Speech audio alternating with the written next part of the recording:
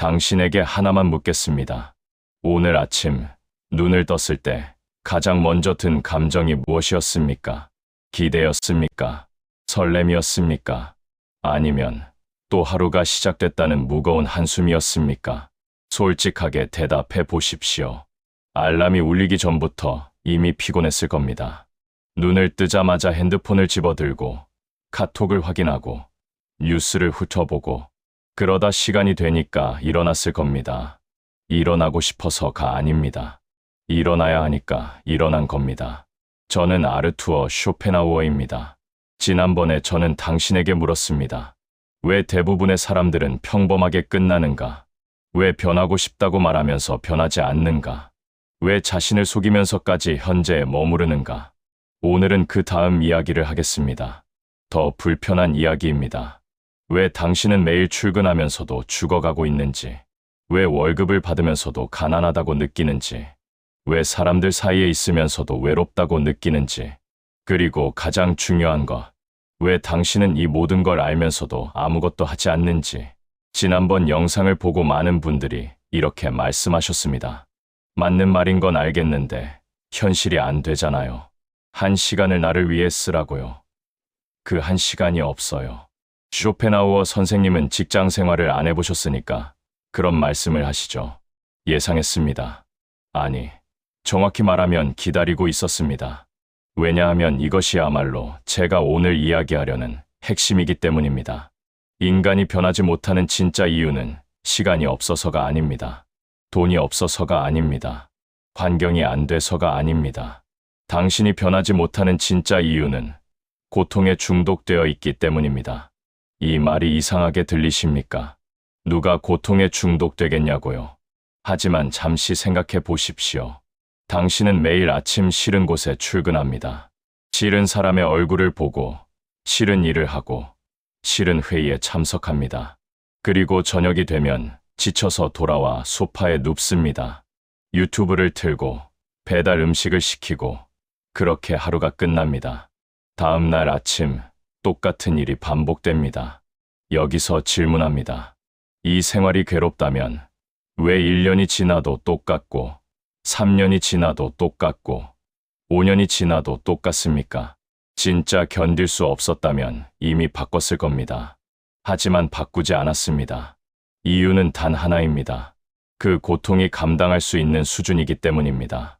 아프지만 죽을 만큼은 아니기 때문입니다. 불행하지만 견딜 수 있기 때문입니다. 그리고 이것이 가장 위험한 상태입니다.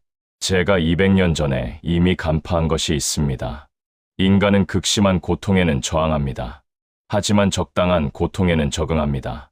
적응이라는 단어가 얼마나 무서운 줄 아십니까?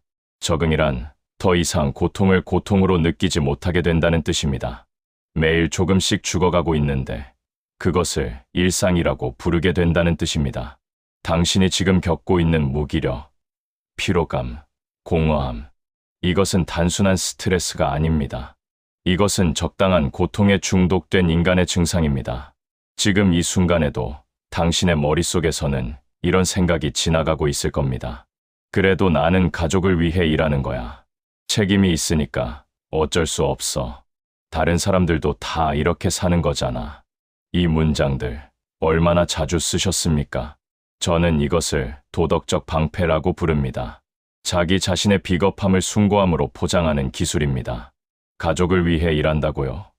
그렇다면 묻겠습니다. 매일 지쳐서 돌아와 아내에게 짜증을 내는 것이 가족을 위한 것입니까? 주말에 소파에 누워 핸드폰만 보면서 아이들과 대화하지 않는 것이 가족을 위한 것입니까? 연말에 통장 잔고를 보며 한숨을 쉬는 것이 가족을 위한 것입니까? 당신은 가족을 위해 일하는 것이 아닙니다. 변하지 않기 위한 핑계로 가족을 쓰고 있는 겁니다. 이 말이 잔인하게 들린다면 그것은 사실이기 때문입니다. 진짜 가족을 위하는 사람은 자기 자신부터 돌봅니다.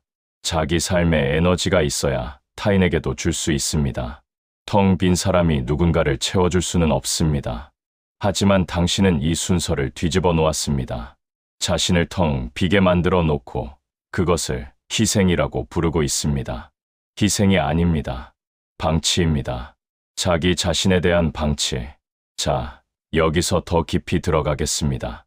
당신이 매일 출근하는 그 회사, 거기서 당신은 무엇을 하고 있습니까? 보고서를 씁니다. 회의에 참석합니다. 이메일을 보냅니다. 상사의 지시를 따릅니다. 후배의 실수를 수습합니다. 거래처와 통화를 합니다. 이 모든 것을 10년 넘게 해왔을 겁니다. 그런데 한 가지 질문을 드리겠습니다. 이 모든 일들 중에서 단 하나라도 당신이 진짜 하고 싶었던 일이 있습니까? 단 하나라도 이것이 내 인생의 의미가 있다고 느낀 적이 있습니까? 아마 없을 겁니다.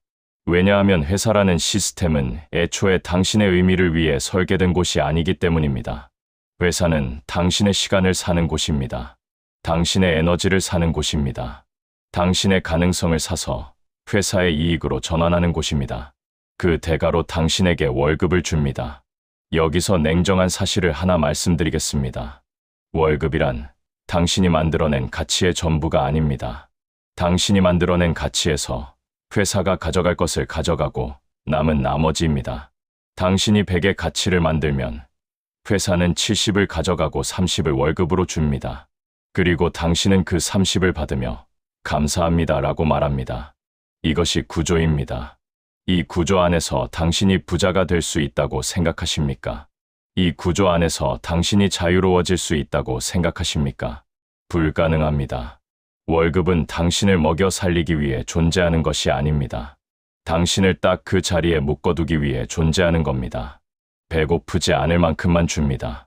그래야 내일도 출근하니까요. 너무 많이 주면 그만둘 수 있습니다. 너무 적게 주면 떠날 수 있습니다. 딱 적당히 떠나지 못할 만큼만 줍니다. 이것을 저는 황금 사슬이라고 부릅니다. 쇠사슬은 아프니까 끊으려고 합니다. 하지만 황금 사슬은 반짝이니까 끊고 싶지 않습니다. 당신의 월급이 바로 그 황금 사슬입니다. 그래도 나는 승진하면 달라질 거야. 이 말 몇 년째 하고 계십니까? 대리 때는 과장 되면 달라질 줄 알았습니다. 과장 때는 차장 되면 달라질 줄 알았습니다. 차장 때는 부장 되면 달라질 줄 알았습니다. 그리고 실제로 승진했을 때 무엇이 달라졌습니까? 책임이 늘었습니다. 회의가 늘었습니다. 야근이 늘었습니다. 스트레스가 늘었습니다. 월급은요, 조금 올랐습니다. 하지만 그만큼 쓸 곳도 늘었습니다. 결국 남는 건 똑같습니다. 아니, 더 줄어들었을 수도 있습니다. 체력은 확실히 줄었습니다. 여유 시간은 확실히 줄었습니다. 가족과의 대화는 확실히 줄었습니다. 당신은 승진이라는 사다리를 올랐지만 그 사다리가 기대어 있는 벽 자체가 틀린 벽이었던 겁니다. 아무리 높이 올라가도 소용없습니다. 잘못된 벽에 기대어 있으니까요.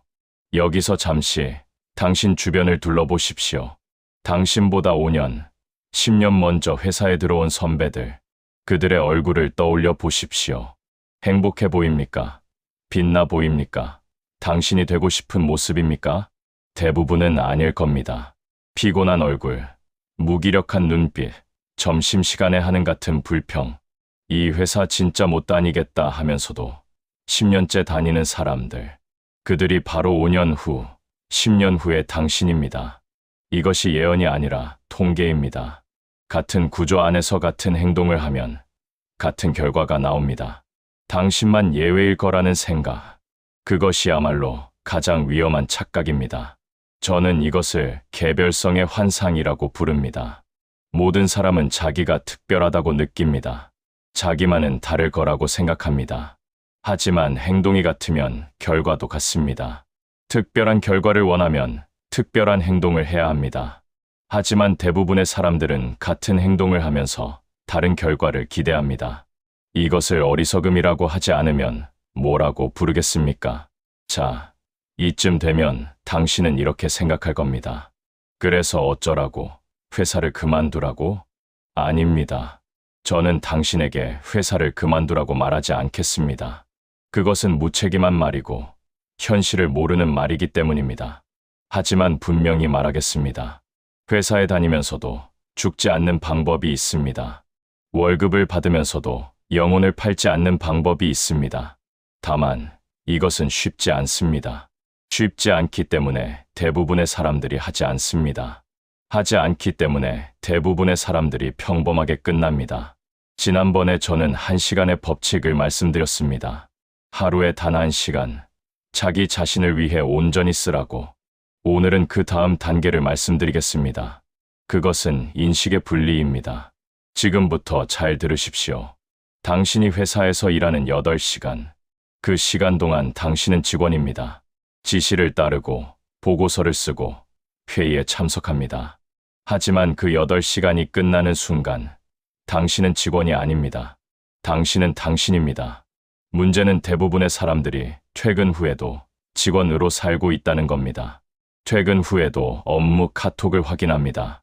퇴근 후에도 상사의 말에 신경을 씁니다. 퇴근 후에도 내일 회의 자료를 걱정합니다. 주말에도 월요일을 두려워합니다. 이것은 회사가 당신의 시간을 사간 게 아닙니다. 당신이 스스로 자기 시간을 회사에 기부하고 있는 겁니다. 무료로, 자발적으로, 습관적으로. 인식의 분리란 이것입니다. 회사에서의 나와 회사 밖에서의 나를 완전히 분리하는 것. 회사에서 당신이 어떤 평가를 받든 그것이 당신이라는 인간의 가치와는 아무런 관계가 없다는 것을 아는 것. 상사가 당신을 무능하다고 했다고요. 그것은 상사가 직원으로서의 당신을 평가한 것이지 인간으로서의 당신을 평가한 것이 아닙니다. 하지만 대부분의 사람들은 이 둘을 구분하지 못합니다. 회사에서 인정받지 못하면 자기 자신의 가치까지 의심합니다. 회사에서 잘리면 인생이 끝났다고 생각합니다. 왜 그렇습니까? 회사 밖에서의 자기 자신이 없기 때문입니다. 직원이라는 정체성 외에 다른 정체성이 없기 때문입니다. 이것이 진짜 위기입니다. 실직이 위기가 아닙니다. 자기 자신이 없는 것이 위기입니다. 그래서 저는 당신에게 한 가지를 요구하겠습니다. 오늘부터 매일 퇴근 후 자기 자신에게 이 질문을 하십시오. 오늘 하루, 직원으로서가 아니라 나 자신으로서 한 일이 무엇인가? 이 질문에 대답할 수 없다면 당신은 오늘 하루를 산 것이 아닙니다. 회사를 위해 하루를 소모한 것입니다. 대답할 수 있는 무언가를 만드십시오. 그것이 글을 쓰는 것이든, 책을 읽는 것이든, 운동을 하는 것이든, 악기를 배우는 것이든, 그림을 그리는 것이든, 무엇이든 상관없습니다. 중요한 것은 그 행위가 나를 위한 것이어야 한다는 겁니다. 회사를 위한 것이 아니고, 돈을 위한 것이 아니고, 남에게 보여주기 위한 것이 아닌 순수하게 나 자신을 위한 행위. 이것이 쌓이면 당신 안에 직원이 아닌 나아가 생기기 시작합니다.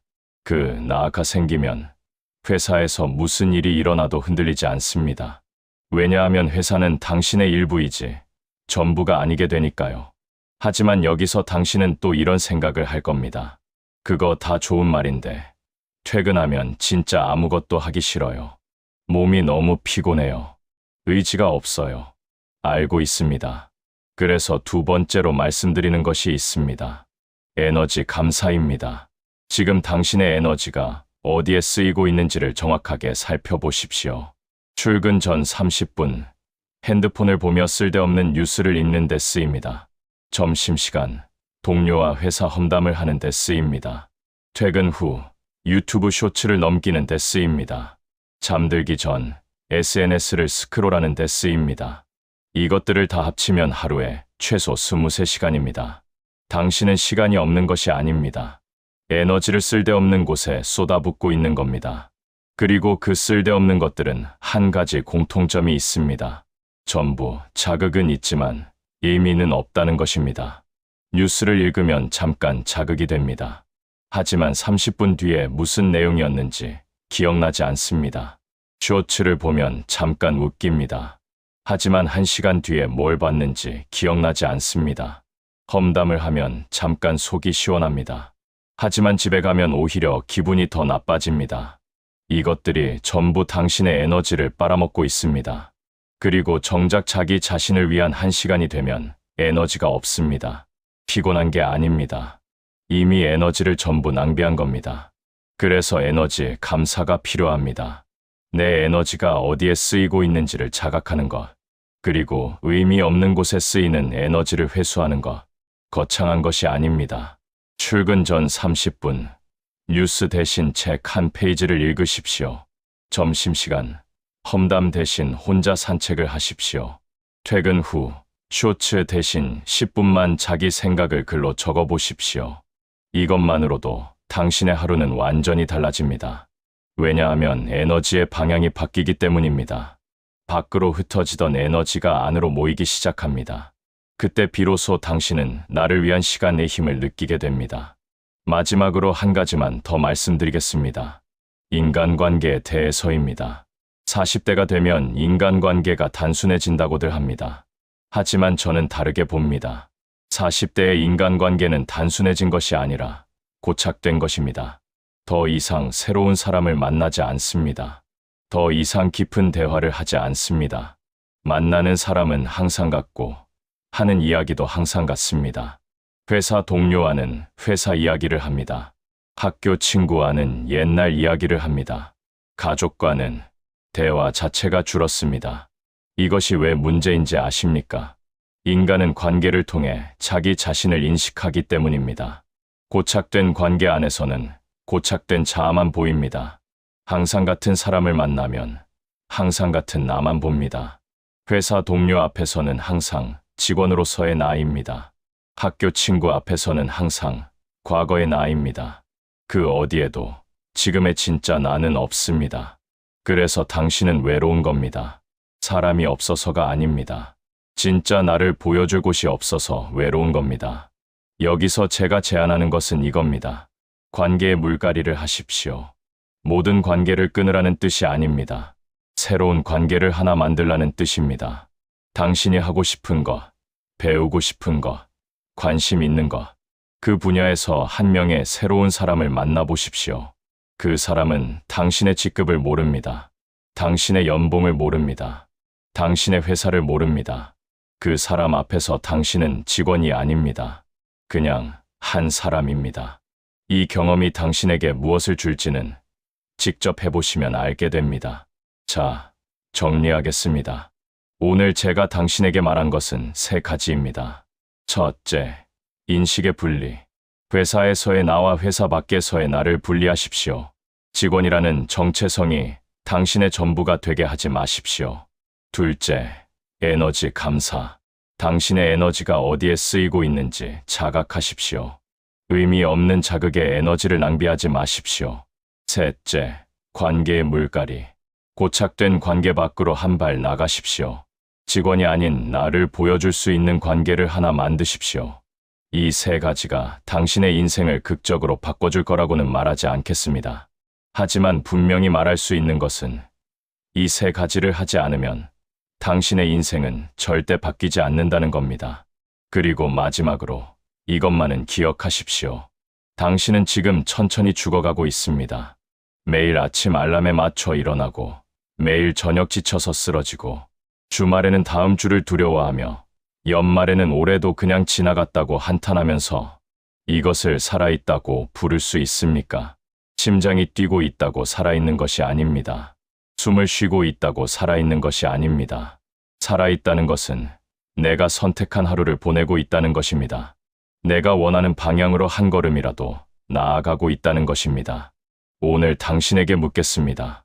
당신은 오늘 살아있었습니까? 이 질문에 자신 있게 예라고 대답할 수 없다면 내일은 대답할 수 있도록 만드십시오. 내일이 아니라 오늘 밤부터 시작하십시오. 핸드폰을 내려놓으십시오. 10분만 조용히 앉아서 생각하십시오. 나는 누구인가?